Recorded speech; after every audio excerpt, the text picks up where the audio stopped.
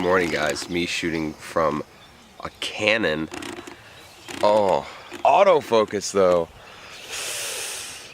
I think I might need a Canon. Let's see.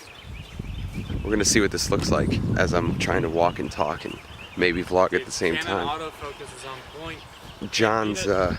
John's ass is not up yet. He's still sleeping. And let me show you guys this.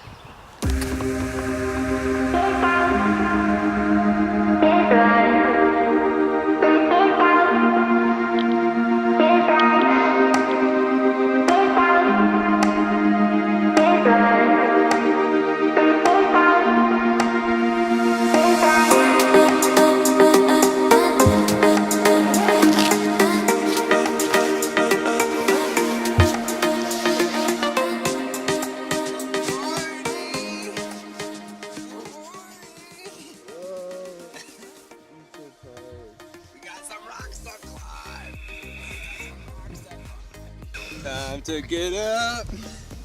How's it going? I feel like shit. Yeah. Time to wake up and climb some rocks. Okay.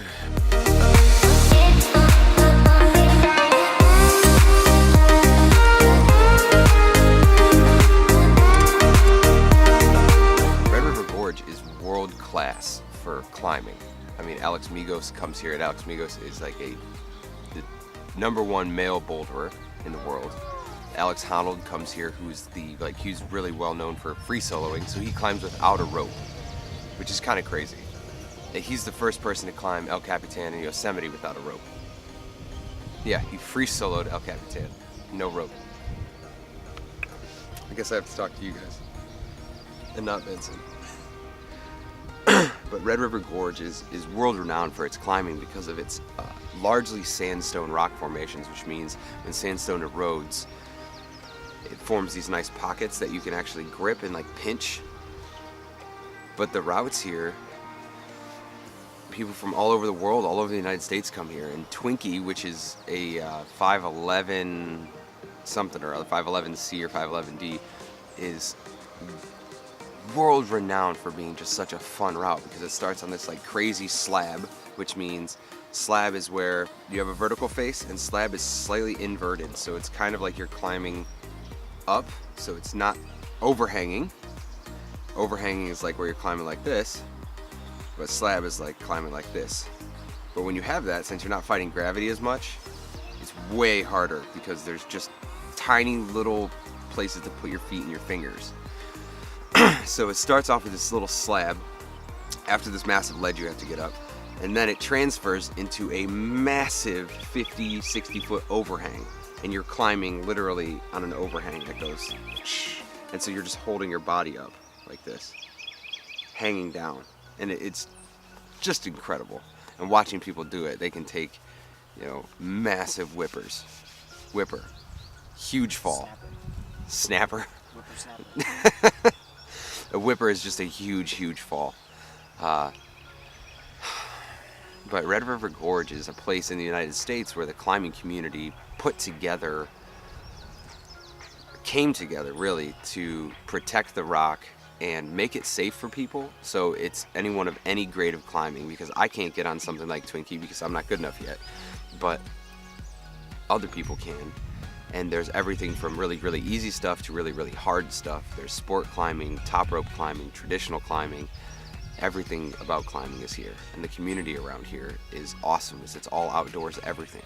You don't even have to climb. You can just go hiking, you can do backcountry, you can go mountain biking, kayaking. It's badass, it really is. The place for staying though, Miguel's Pizza, this amazing campground, is not really a campground. It's actually a pizza place that bought a bunch of property surrounding it and built a couple lodges for people, but they just let people come up and set up tents. But it's climber camping only. So you have to be a climber to come out here and stay, which is pretty sweet.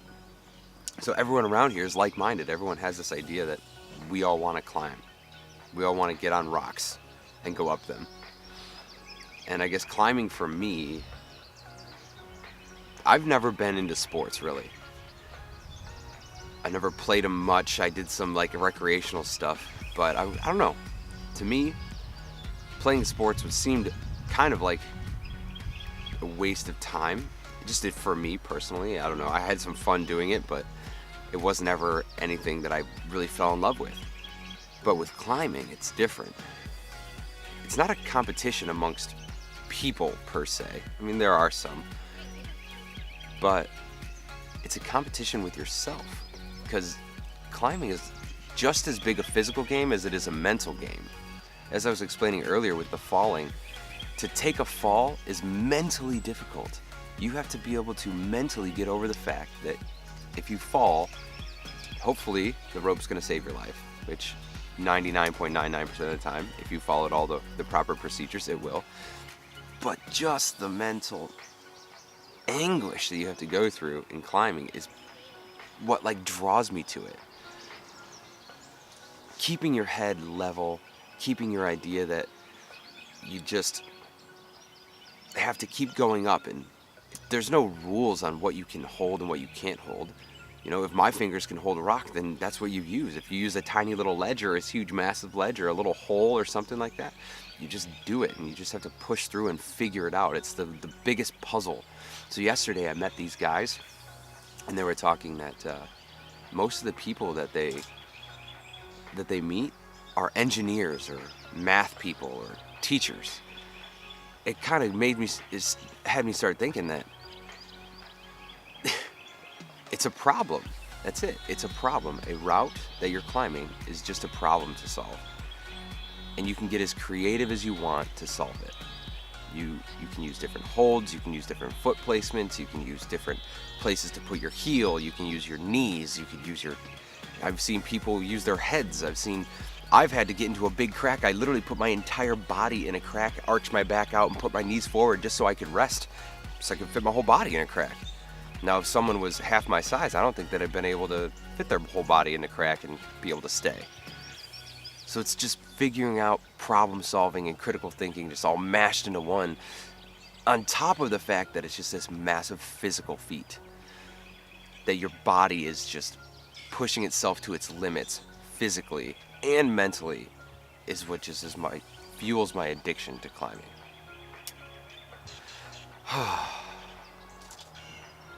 With that said, let's go get on some rocks.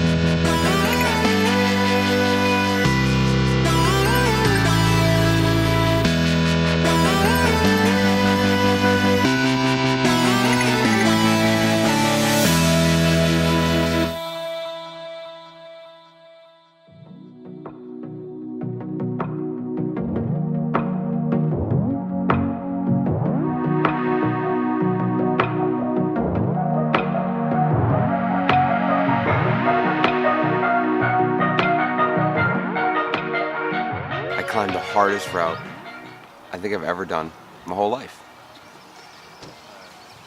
I thought, and so these ratings might not mean anything to you guys, but I thought it was rated as 10B, and it ended up being rated a 10D, which is a pretty significant difference in ratings. But while I was up there, some things were going through my mind. When you're lead climbing, and that's where you have to like clip and put the rope in, it's not just a rope attached. You have to carry the rope with you and attach it as you go. When I was lead climbing up there, there was a point where I had clipped and then I climbed above it, getting to the next clip, but I sat in this little ledge and I'm like sitting there with like one ass cheek just like in this corner. I'm like holding on the rock and I'm thinking to myself, if I'm up here and I have like my foot out and like I'm holding on, and I was thinking, if I fell right now, I'm not gonna die, but if I fell, I kind of started doing the math of what my fall was gonna be like. And let me explain to you what a fall is in lead climbing. So you start at a bolt. Then you're trying to climb up to the next bolt. But let's say you climb 5 feet. That 5 feet, if you fall, translates into 5 feet from where you're at, down to the bolt. Then that same 5 feet below the bolt, because the rope is free from here to here. So 5 feet to 5 feet, plus the extension in the rope, which is about 30%. So a 5-foot fall, 5 foot above a bolt, would translate into probably a 12-foot fall. I was like 7-8 feet above my bolt, which would translate into like a 23-foot fall. And I kept thinking to myself, so if I fell right now, if I just rolled off this ledge, I'd probably fall about 20 some feet. And I was like, that's not helping my mind. And so I kept thinking, well, I'm just not gonna fall. So I had to like center myself. My legs are just shaking like crazy. And I knew as soon as I got to the next bolt, I could rest. If I needed to, I could rest. So I climb again, heading up towards the next bolt. And I find this massive crack and I can just jam my hand in it. And I just like, ugh, and I just held it. And I just turned my wrist and then I just rested on my shoulder. And it was just beautiful, beautiful. So as I'm up there and I'm almost to the anchors, so it's like almost at the very end. And let me preface this whole thing with the fact that the only reason I'm climbing up there is because I was going to do a warm-up route with this one because it was supposedly rating a 10B. And we had someone place our draws, our little beaner things, we had them place them at the very top, assuming, yes, we can go get them and it's not going to be a problem. So we automatically put gear up there that we had to get to the top to get anyways. It was it was rough. But I pushed through, and I mean, thankfully, John went and set 3 of the bolts. So he clipped 3 of them for me. And then he came down because he was too pumped. And then I climbed up those 3 bolts and then set the next 3 and set the anchor. Probably the hardest climb of my life. And this was one time where doing the math in my head was not helping me.